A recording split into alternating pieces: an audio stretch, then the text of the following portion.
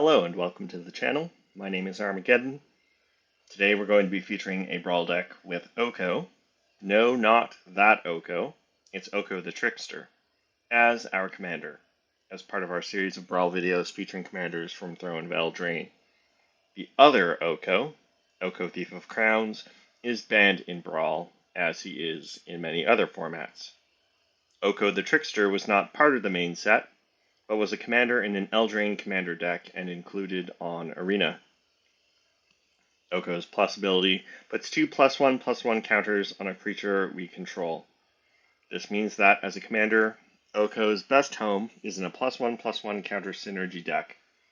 We also have ways of doubling the number of counters we put on our permanents, including both +1/+1 counters and loyalty counters. So if we have one of those in play when we play Oko, we can use this ultimate right away, which can win the game on the spot if we have a big creature or two with a lot of +1/+1 counters on them on the battlefield.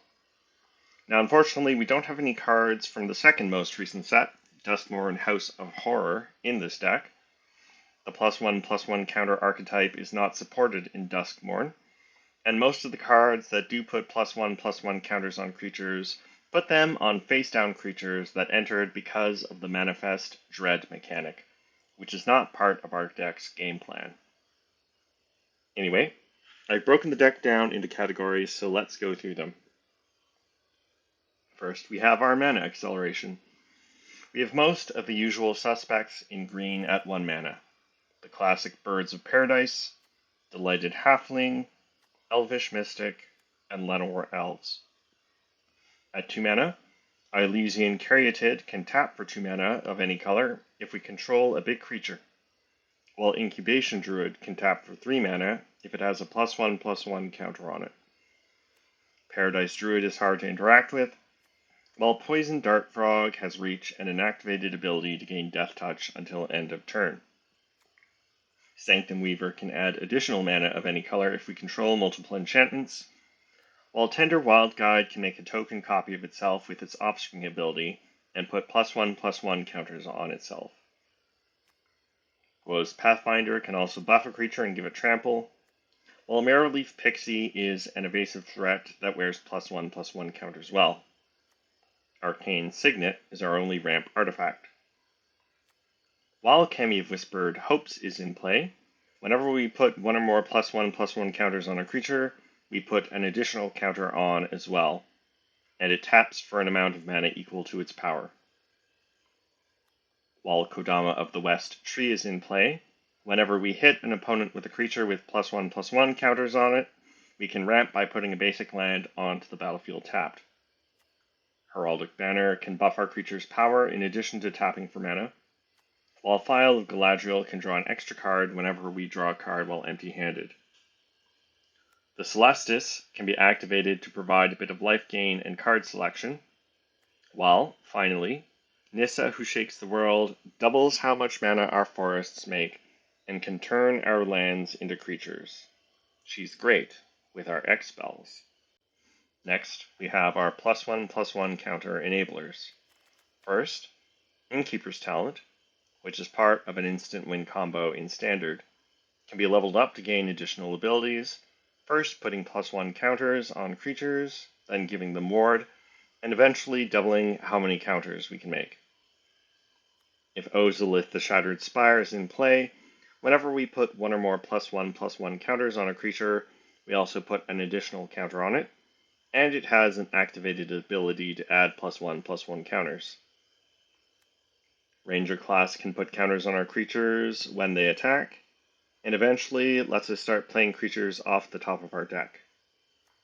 The new Sylvan Scavenging from Foundations can either put a +1/+1 counter on a creature, or create a Raccoon creature token during our end step. Adonis Climb eventually turns into a land that can double a creature's power and give it flying, while Vivian Arcbow Ranger can also act as removal with her -3 ability. The new Zimone Paradox Sculptor from Foundations puts 2 +1/+1 counters on each of up to 2 target creatures at the beginning of combat on our turn, and has an activated ability to double the number of counters on our creatures and artifacts. And then we do have at least one artifact that synergizes with Zimone's ability. Defiler of Vigor discounts our green permanent spells by letting us cast them using Phyrexian mana, and puts +1/+1 counters on all our creatures when we cast a green permanent spell. The new Quilled Great Worm from Foundations puts +1/+1 counters on our creatures when they deal combat damage on our turn. Finally, when Ancient Bronze Dragon hits the opponent, we roll a d20 and put that many +1/+1 counters on up to 2 of our creatures. Next, we have our +1/+1 counter payoffs. Hardened Scales allows us to put an additional +1/+1 counter on our creatures, while the Ozolith lets us keep +1/+1 counters from any of our creatures that die. Branching Evolution doubles the number of +1/+1 counters we put on our creatures, while Doubling Season and Vorinclex Monstrous Raider double every kind of counter we put on our permanents. Whenever we put +1/+1 counters on Mo Loyal Companion, we put an additional +1/+1 counter on it. The new Hero's Bane from Foundations enters with 4 +1/+1 counters on it, and has an activated ability to add more counters equal to its power. Finally, we can move any number of +1/+1 counters from other creatures onto Galloping Lizrog when it enters, doubling the number of counters on it when we do. I've also included in this category creatures that are versatile X spells that can be cast as early blockers or ramped out later as huge threats. Stonecoil Serpent, which can't be the target of multicolored spells or abilities, and Ochre Jelly, which creates smaller token copies of itself when it dies. Next are our card advantage engines. Stocking the Pantry can draw cards as we put +1/+1 counters on our creatures, and its supply counters can be doubled by a couple of our other permanents. Bred for the Hunt draws a card for each creature with a +1/+1 counter on it that hits the opponent. The new Prime Speaker Zagana from Foundations draws cards equal to her power when she enters, while the Great Henge can be cast for cheap if we control a big creature, and it draws a card when a non-token creature enters and puts a +1/+1 counter on it, and also ramps us and gains us life. Ingenious Prodigy is one of our many creatures with X in its mana cost, and it can't be blocked by bigger creatures, and it lets us draw a card by removing a +1/+1 counter from it.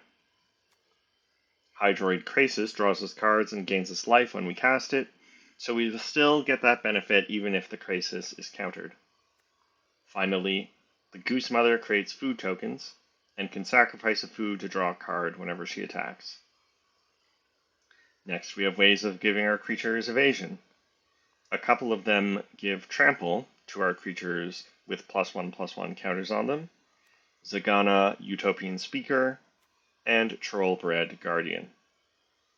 Champion of Lamholt gets a +1/+1 counter whenever another creature we control enters, and makes it so that opposing creatures smaller than it can't block our creatures, while Herald of the Secret Streams makes our creatures with +1/+1 counters on them unblockable. Our final category consists of interaction. We have a number of counterspells: Spell Pierce, Stubborn Denial, and Negate to counter non-creature spells cheaply, Wash Away for the opponent's commander, Disdainful Stroke for expensive spells, the classic counterspell, and Mana Drain. We can remove +1/+1 counters from Steelbane Hydra to destroy artifacts or enchantments, while Voracious Hydra can fight an opposing creature when it enters, or become an absolutely humongous trampling threat. Our mana base has a fair number of forests to go with Nissa, as well as some basic islands. We're playing several of the dual lands in our colors, including almost all of the ones that can come into play untapped under various circumstances. We have Restless Vinestalk as a creature land, which can buff another creature when it attacks. We're playing all of the fetch lands that can search for forests or islands. Many of them can also search for our breeding pool or our hedge maze, in addition to basic lands. We also have Command Tower, which is a must-have in any multicolored Brawl deck. We also have a few utility lands. Both Seiju, Who Endures, and Odawara Soaring City can be channeled to provide additional interaction. Castle Garenbrig acts as ramp for creature spells, while Karn's Bastion is a mana sink that can repeatedly proliferate. So that's our Oko deck.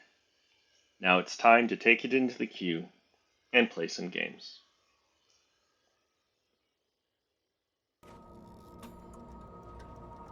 On the draw, I think we have to mulligan here. 3 lands is nice, but I don't have any 2-mana ramp. It's really not that important since our commander is 6 mana, so 3-mana ramp is fine, but I still prefer to have cheaper ramp in my opening hand. Okay, here we go. 3 lands, kind of what you want, and then Poison Dart Frog, some interaction. We'll try it.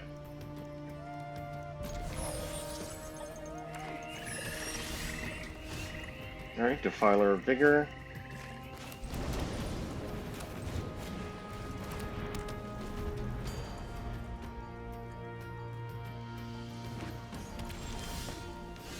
I don't mind more ramp.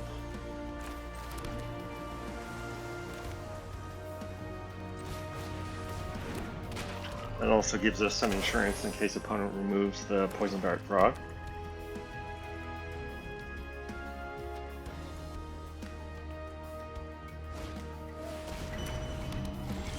Opponent plays Vontu's Monument. Drawing another land is good.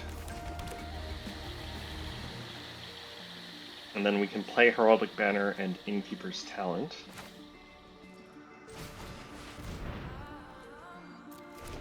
Named green. Most of my creatures are green, so. And then we'll be able to play Oko next turn, again, as long as the opponent doesn't remove Poison Dart Frog. Otherwise, we can play either Defiler of Vigor or Voracious Hydra. Defiler of Vigor wouldn't be a bad follow-up, because then we can play Oko with a discount.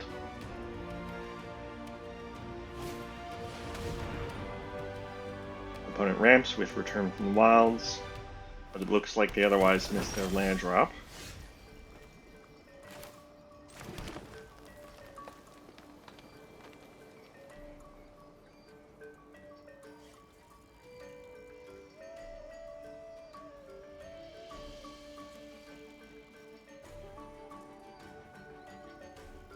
I could level up Innkeeper's Talent and play Defiler of Vigor.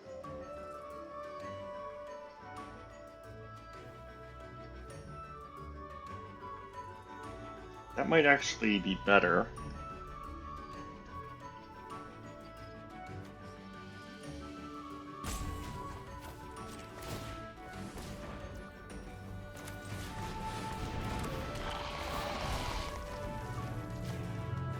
And we'll put a counter on Defiler of Vigor to give it ward.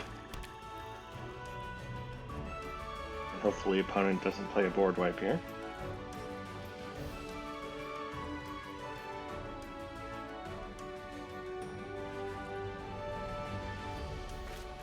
Opponent plays Igra. Brings us for 1 with Vontu's Monument.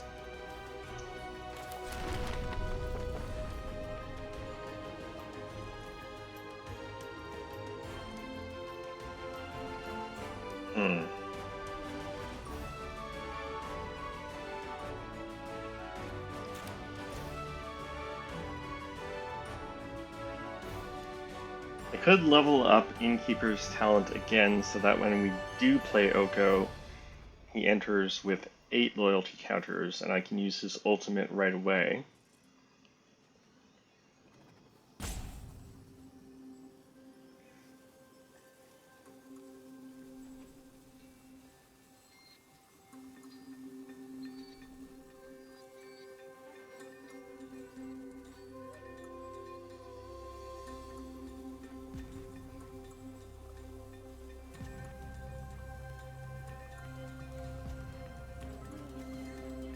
I think we'll do that.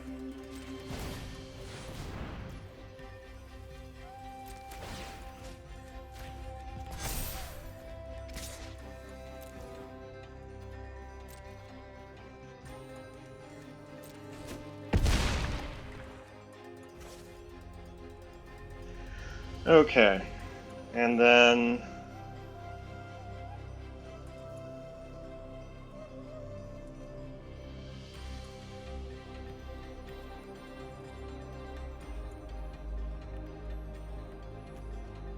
I don't need to play more creatures.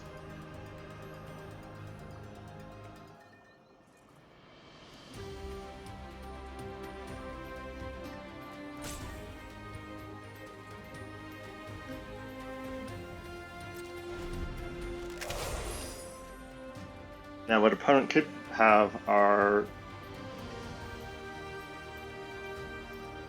spells that destroy artifacts, and there are a couple that destroy all artifacts, and that would destroy all of my creatures as well as the Ozolith and Heraldic Banner, which would be pretty bad. Alright, it's Greta.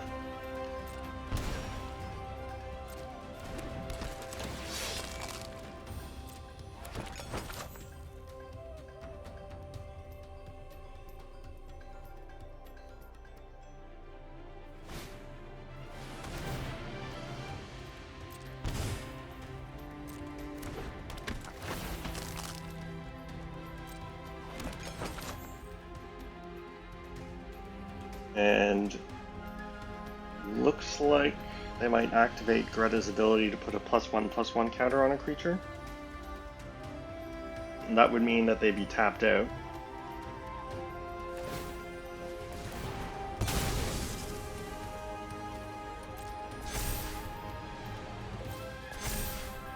And the aggro gets an additional 2 counters because they sacrificed a food.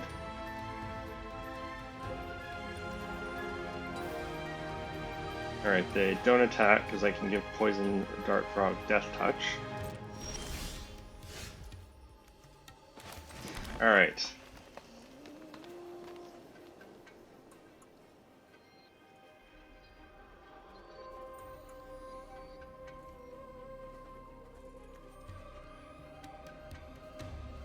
So if I play Oko, use his ultimate,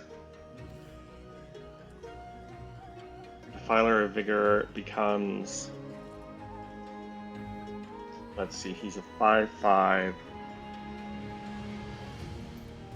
So he'll be a 14/10. Poison Dart Frog will be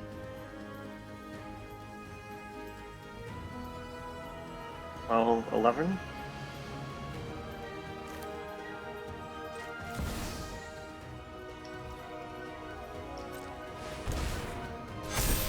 Oh yes, and they pick up additional counters from Defiler of Vigor. Doubled because of Innkeeper's Talent.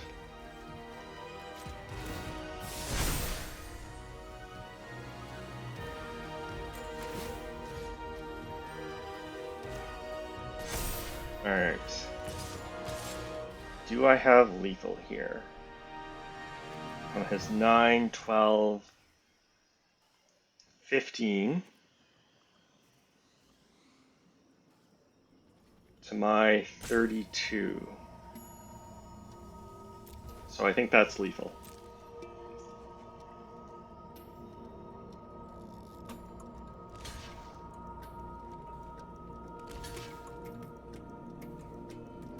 Alright, that's definitely lethal. Opponent needs to block with Igra. But I think that's still, yeah, it's still, let's see, 13. That's exactly 18.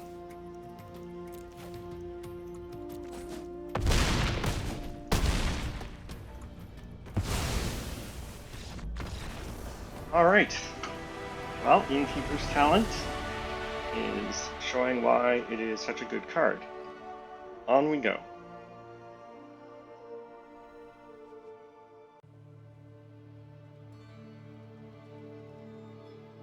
On the play, if one of these spells were a ramp card, then this hand would be perfect.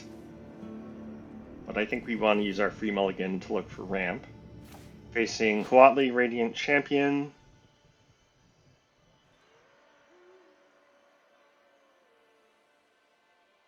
So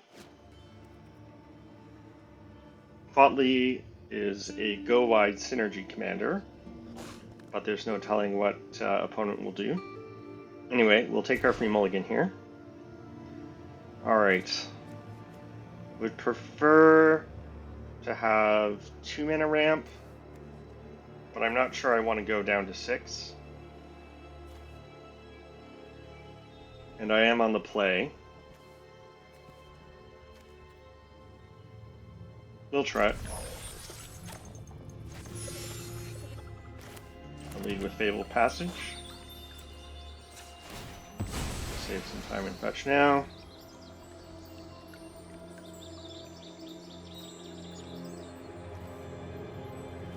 We'll get forests because we need double green for Quilled Great Worm.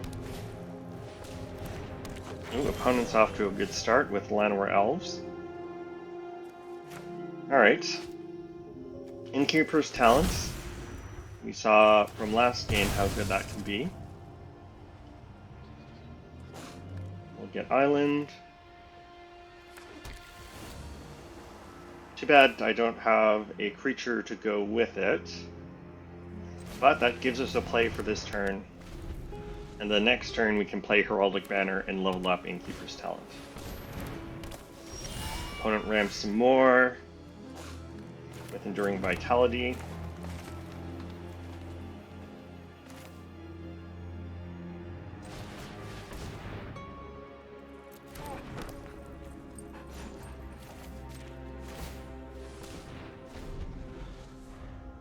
Alright.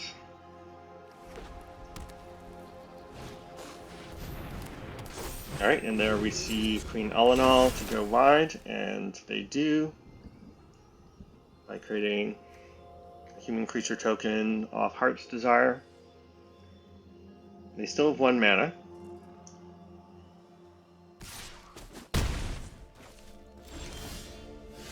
Alright, Mana Drain.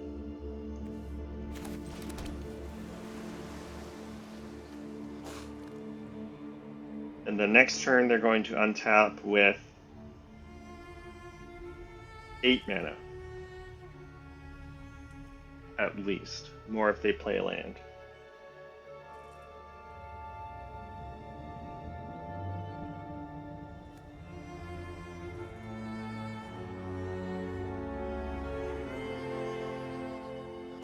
Alright, the most efficient play would be Doubling Season. That means we wouldn't be holding up Mana Drain, but if we wanted to hold up Mana Drain, our only option would be to play Ochre Jelly for 2, which isn't very exciting.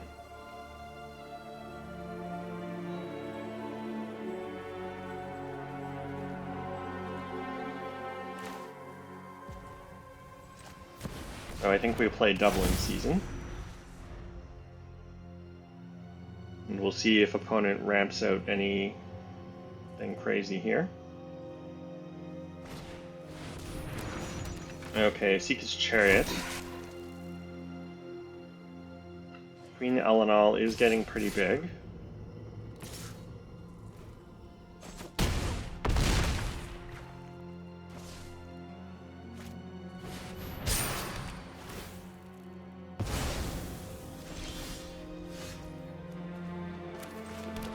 Alright.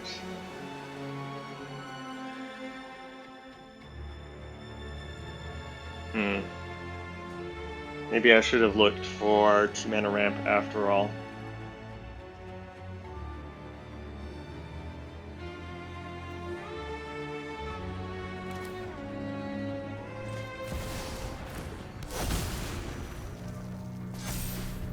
Because I have to trade Quilled Great Worm for Queen Alanal, and that's if they don't make her bigger, which they will, because they can attack with the Seeker's Chariot and make more tokens.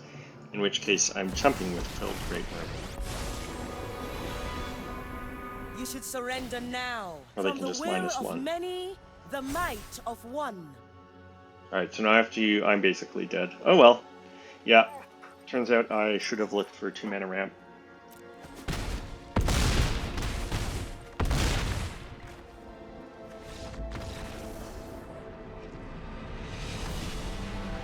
On we go.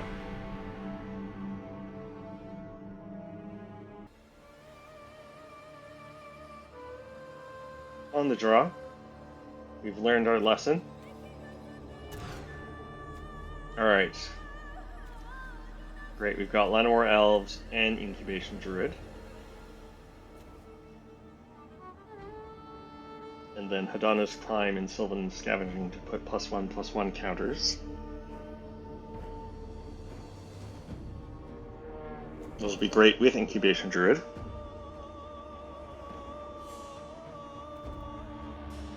We'll try it. So hopefully opponent doesn't have a lot of interaction.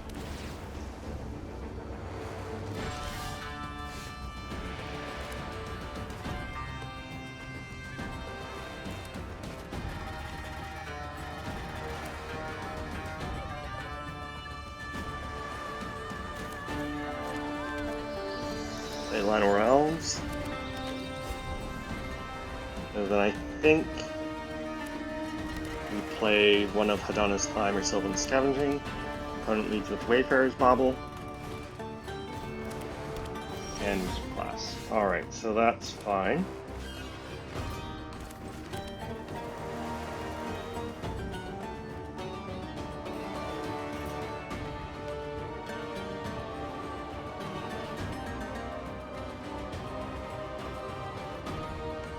Alright, if we play Hadana's Climb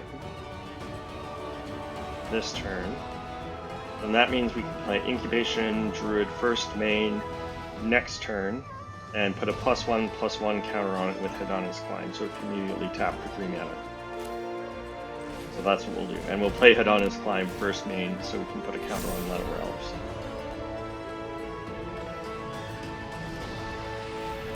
Opponent ramps the Thornithopter.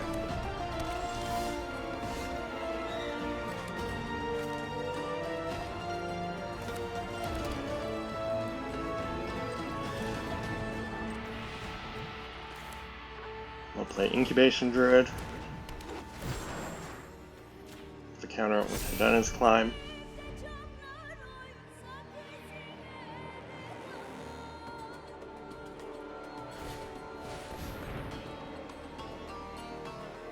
Alright, opponent plays Roaming Throne. Names Phyrexian. Interesting, interesting. Alright, so we can play Oko.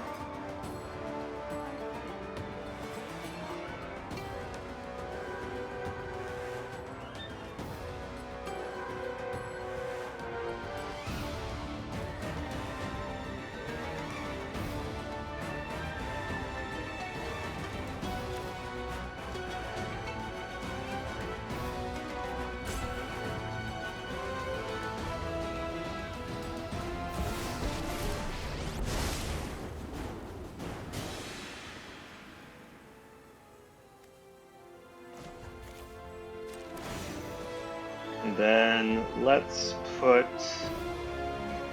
the counters on Llanowar Elves.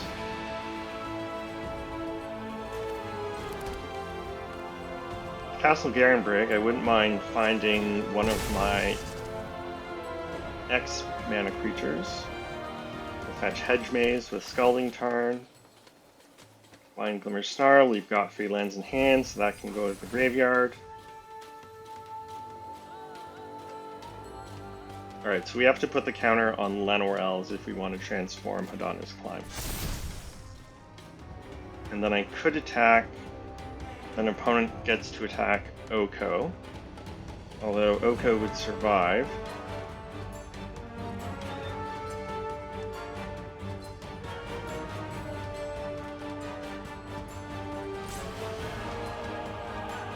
Maybe that's fine.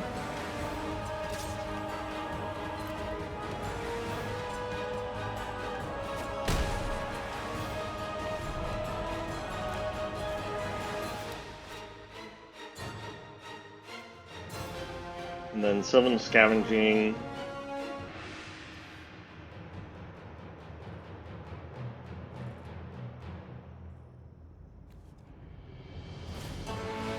Opponent plays Joda.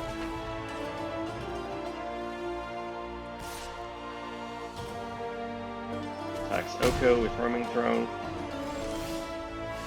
Draw another land.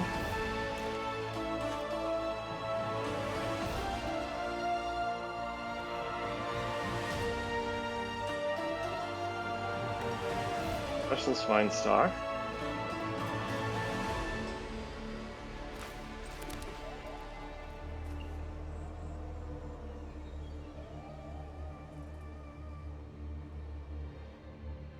Alright.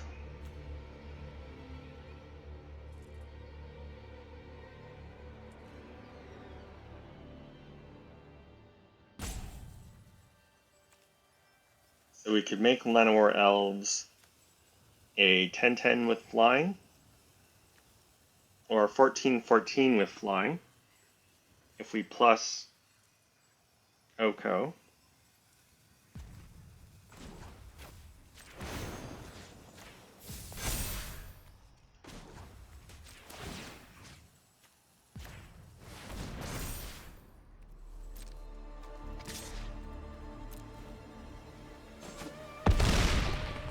Opponent could have jumped with Joda, but obviously don't want to.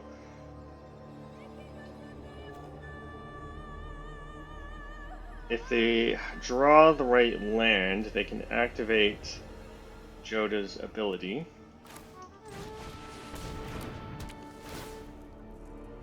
So I think we put Trade Beast. So Oko is going to get killed by Joda, so opponent has a tap land. Although we can easily replay Oko. So anything but a land would be pretty much a good draw.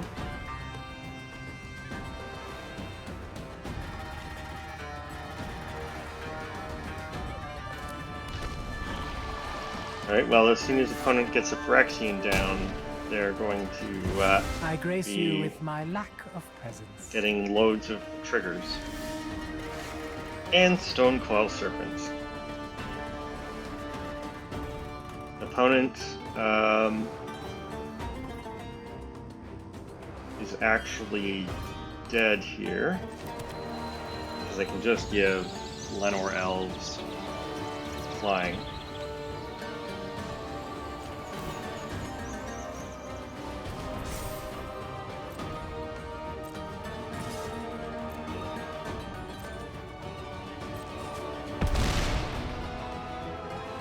Alright. Well, lucked out there that we managed to win the game before the opponent resolved any Phyrexians and started triggering them with 2 roaming thrones. On we go.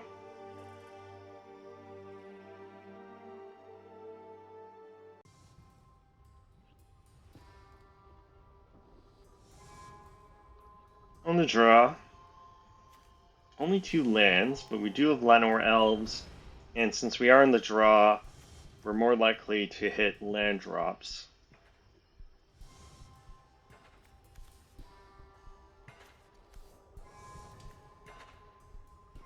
Wouldn't mind drawing some more ramp cards.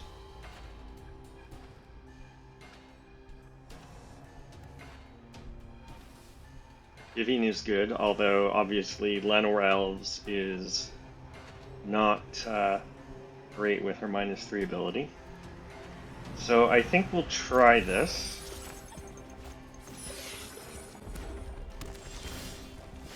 File of Galadriel. Alright, so if we fetch an untapped land with Windswept Heat, we can play File. So that's a pretty good draw. That is if opponent doesn't remove Llanowar Elves, they ramp. Tender Wild Guide.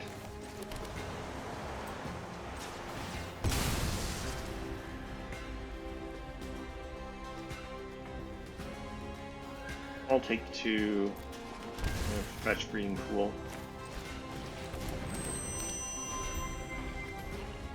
Now, unfortunately, if opponent plays an untapped land, oh, it's another mountain, so they can't play Aragorn. Plays Ivy. We draw a land, that's great.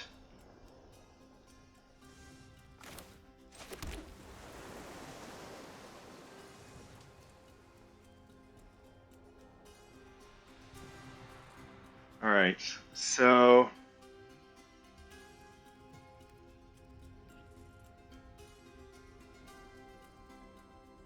the most efficient play would be Trollbred Guardian, but I think I want to hold up Disdainful Stroke for Aragorn.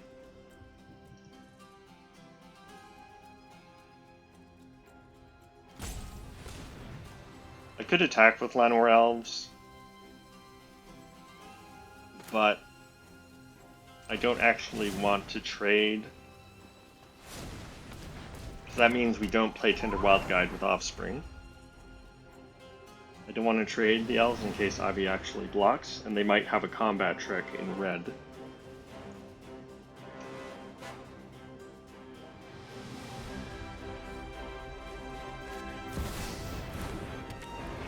Mavinda.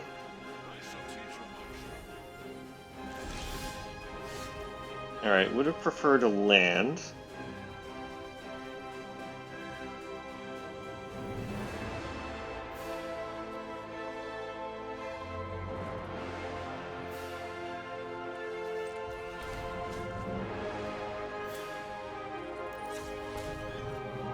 I think we'll play Ranger class.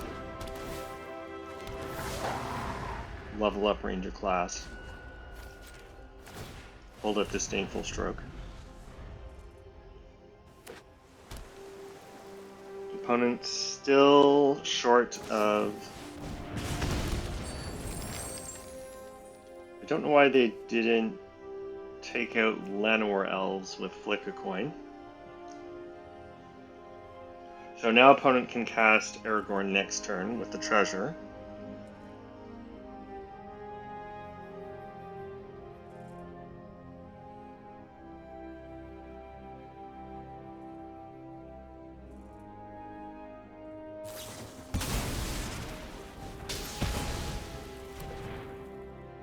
Alright, well that was good. Although, to be honest, I think they should have dealt the 2 damage to Tender Wild Guide. Land is great. So Vivian...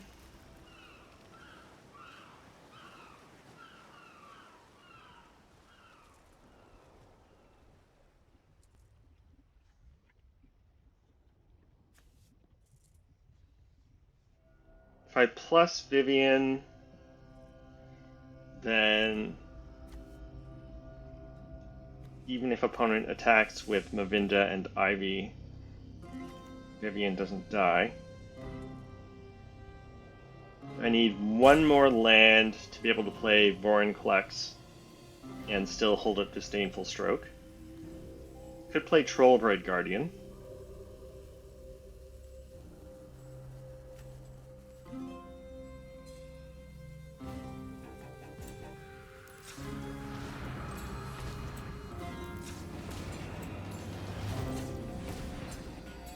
I think we'll play Vivian here.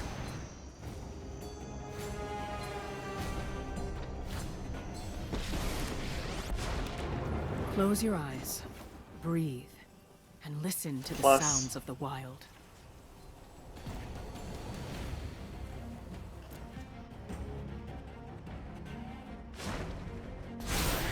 I'd get out of the way if I were you. And then I still don't have attacks. If I attack with Wild Guide, put a +1/+1 counter on it, opponent can double block. No attacks. And then so, end of turn, we can put a +1/+1 counter on Tender Wild Guide. And we're still holding up Disdainful Stroke.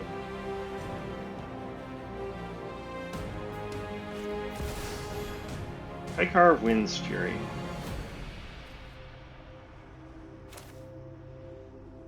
I think we'll counter that.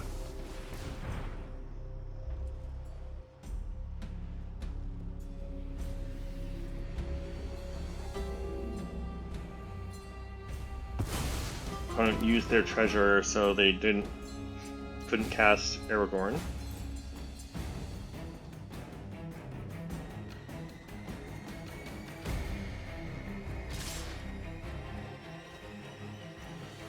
Opponent attacks Vivian.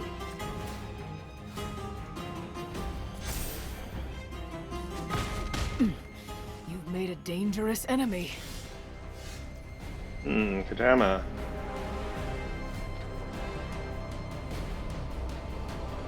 Ramp?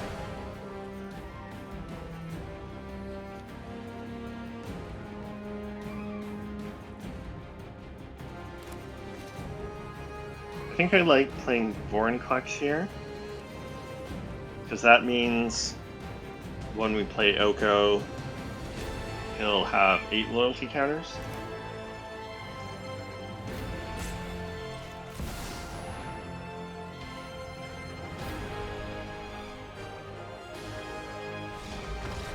And that's enough for the concession. Alright. Well, turns out we probably held up Disdainful Stroke a little too often. We probably could have tapped out a couple times there and ramped out some of our bigger plays. But that's okay, we still got there in the end. Anyway, on we go.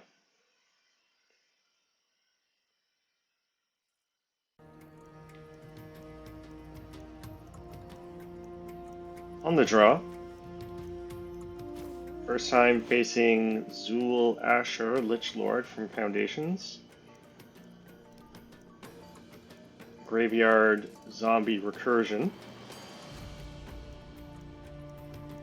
So hopefully they're more focused on zombie synergies and aren't too controlling.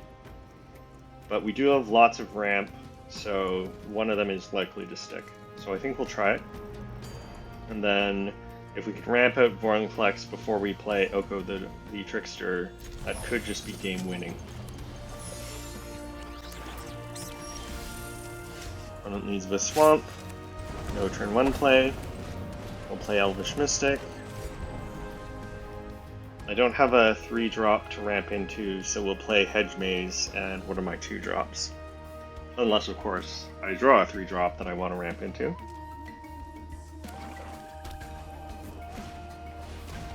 Opponent plays Zul Asher, Spell Pierce.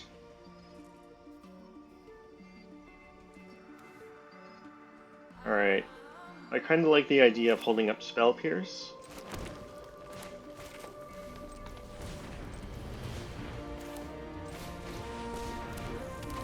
We'll play Caryatid, hold up Spell Pierce.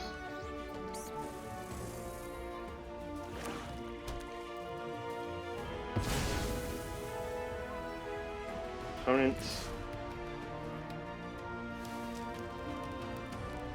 plots Rictus Robber.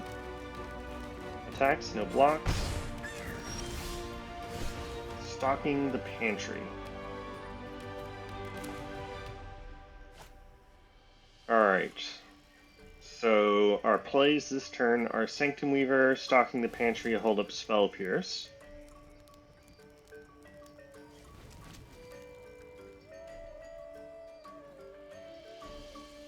So that's 4 mana, so I can play Hedge Maze.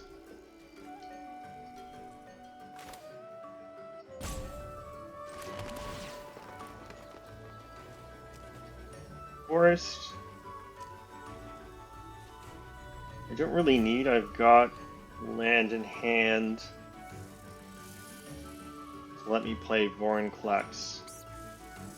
But it might be good to get in case opponent removes one of my ramp creatures. So I think we'll keep it on top.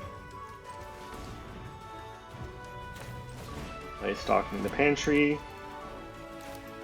I'll tap Elysian Caryatid.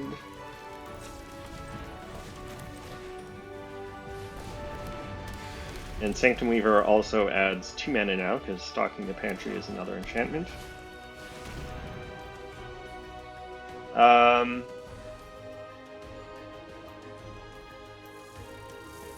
I don't mind Leyline of the Void.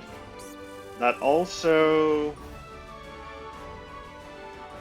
makes Rictus Robber worse in case it's my creatures that die, because my creatures get exiled instead.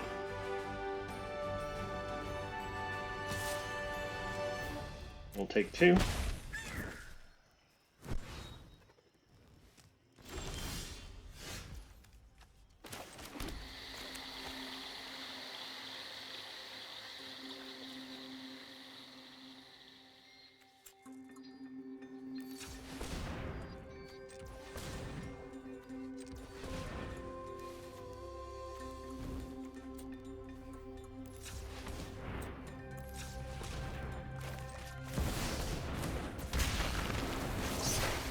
Alright, we'll get in there with Vorinclex. I could attack with Caryatid, but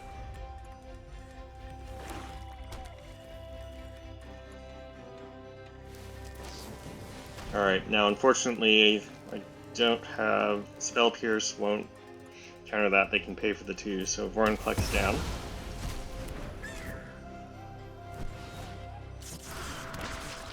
If this robber doesn't work because my creature was exiled.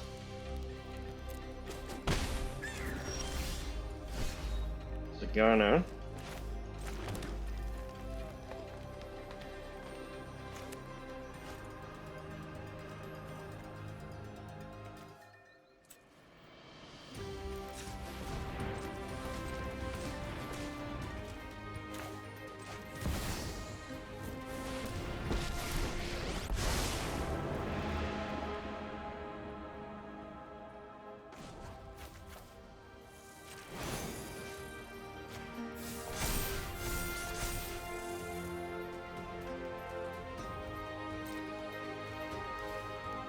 No attacks.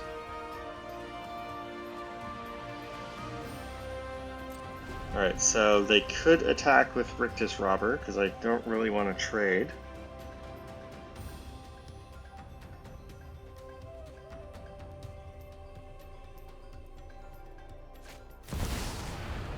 Alright, we'll Spell Pierce Vraska.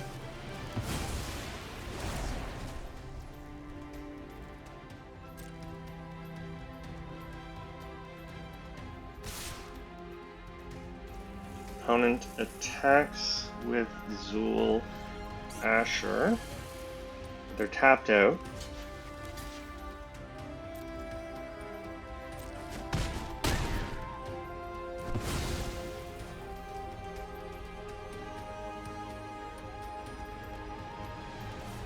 And then we can draw a card off Stocking the Pantry. Draw Prime Speaker Zagana.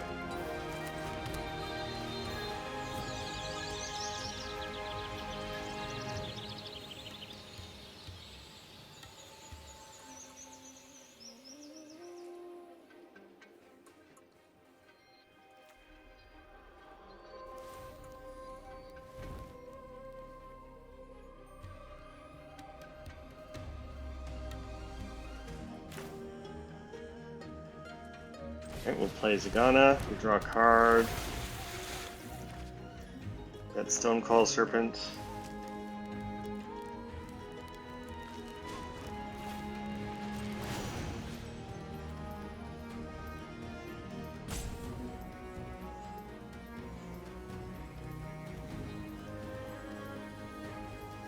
I could put counters on Zagana. That means she won't be able to adapt.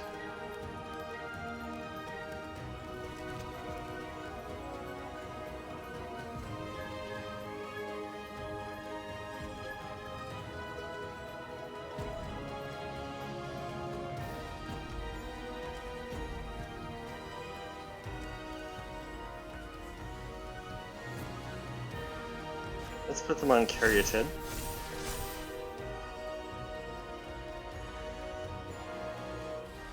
And then I can play Prime Speaker Zagana as a 6/6.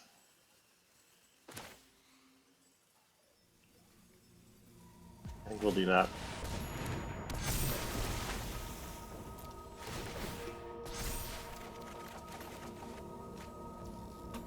Don't draw land, surprisingly.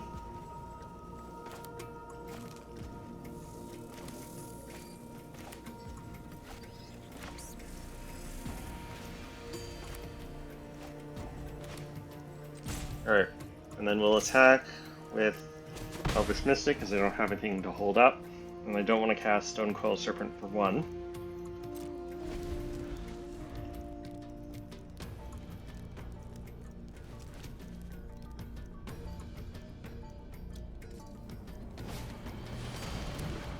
Death Baron, Rictus Robber a zombie.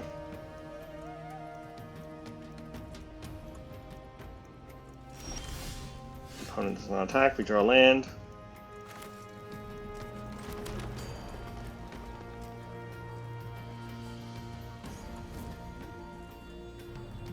Alright.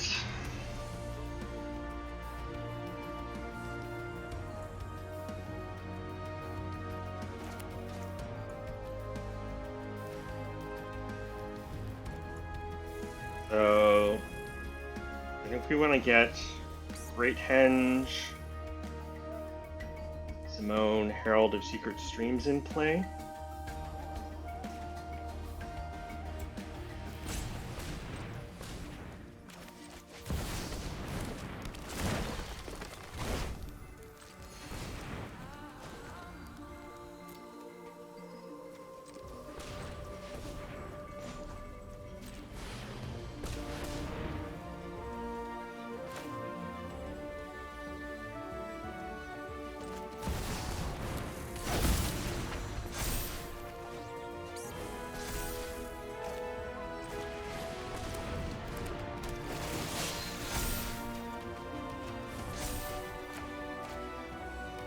And then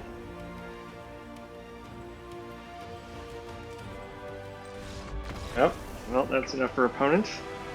Alright, we outvalued the opponent. So we'll take it. On we go.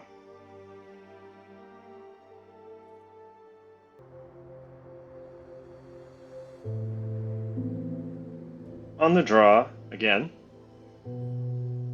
I like the interaction. And I can play all of my cards, but I don't have ramp, so I think we take our free mulligan. Okay, here we go. We've got Paradise Druid on 2, and that's pretty much the minimum is 2 mana ramp. So we'll keep it.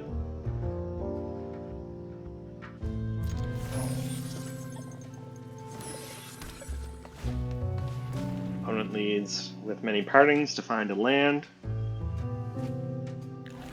It's island. Alright, wash away.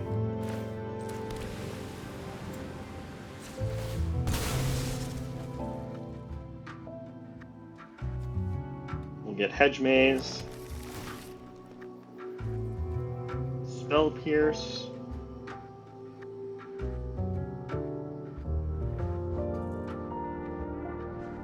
I don't know how relevant that'll be.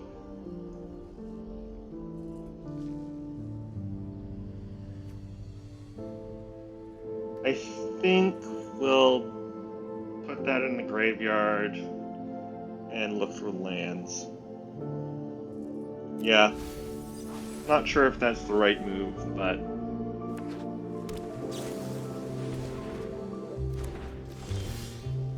alright, we hit our land drop. Play Paradise Druid.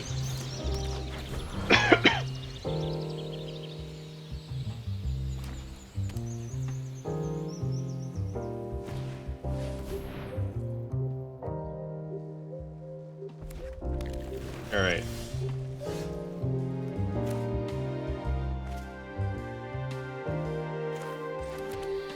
So I can play Moe, or I can play File and Incubation Druid. Although if I do that, opponent can resolve Aragorn.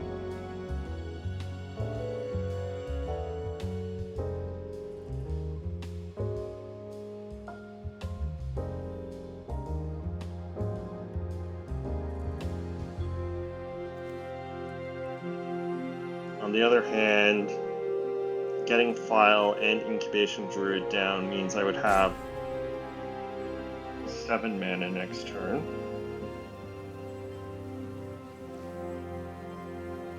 So I could play both Defiler of Vigor and Mowu with the Phyrexian mana discount. And maybe with Defiler of Vigor, putting +1/+1 counters on our creatures, that's good enough to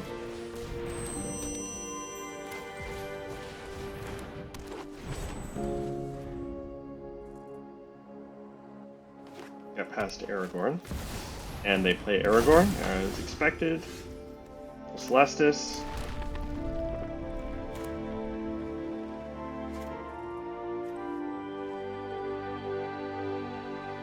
Oh no, I won't be able to play Defiler, Vigor, and Momu. Sorry, because that's 9 mana.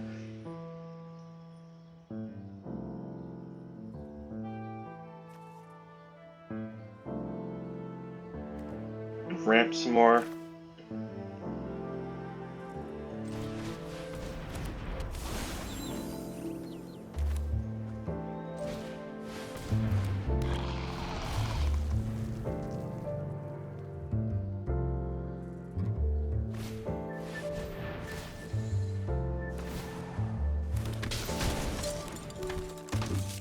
Alright, Pun's mostly tapped out. Okay.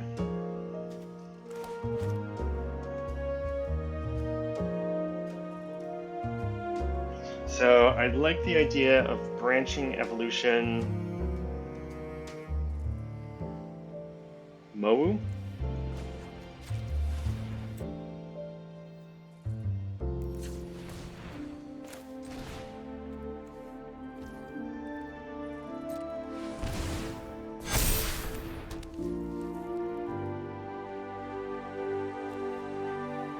I guess I should have played Mowu first.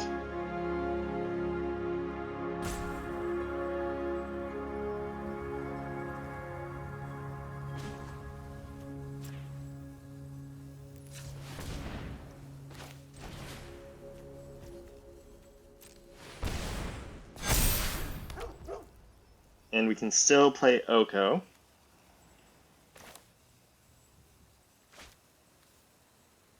Branching evolution only puts +1/+1 counters, so I won't be doubling Oko's loyalty.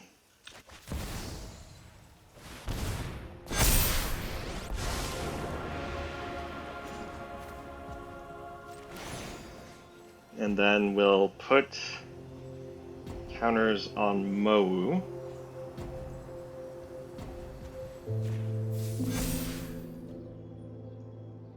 And then Defiler or Vigor can attack his opponent only has 10 power.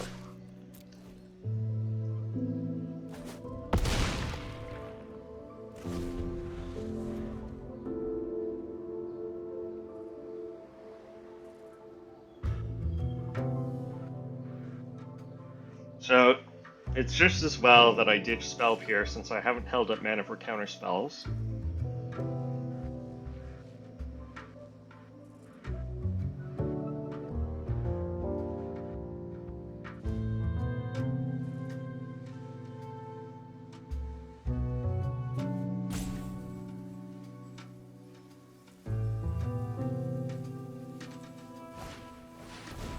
Galadriel.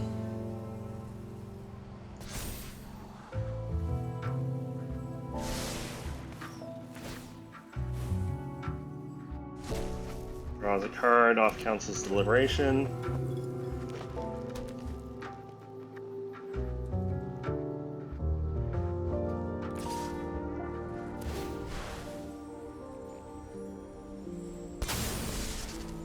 Discovers Elrond, Lord of Rivendell. Galadriel triggers off their Scry.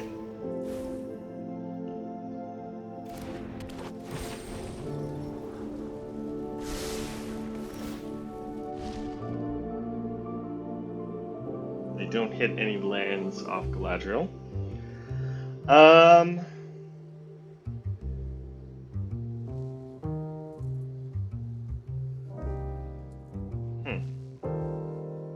Let's see. Have I got lethal on the way back? If I don't block. Plus on Mowu. So they could trade for Defiler of Vigor.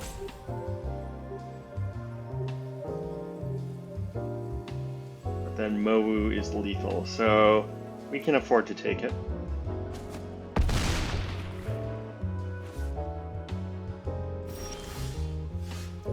Nissa.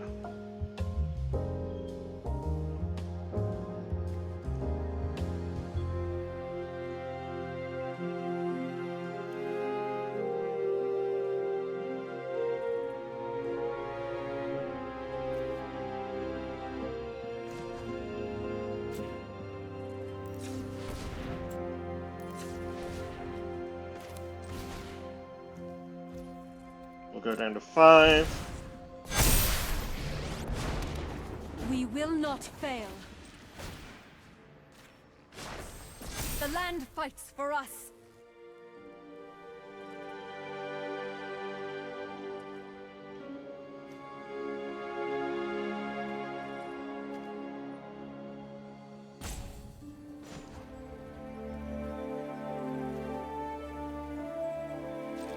Proliferate.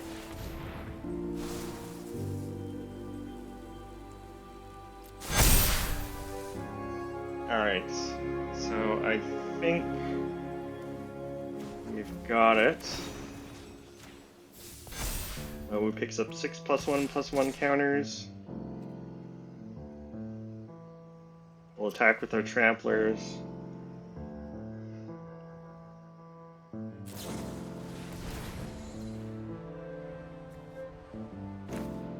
And we can counter Not on My Watch.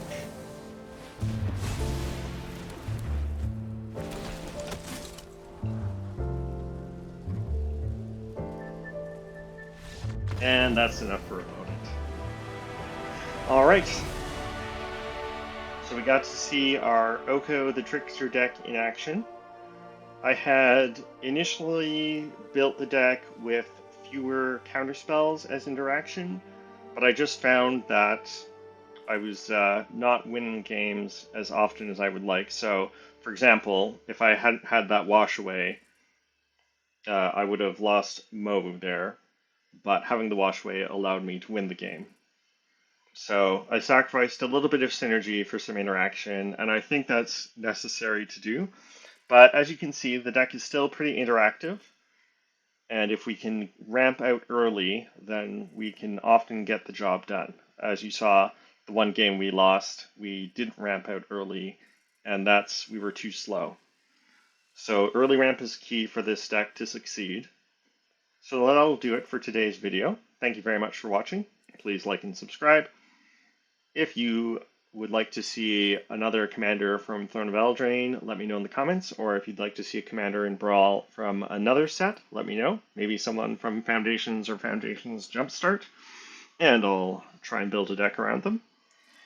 And then thanks again. Have a good one. Bye.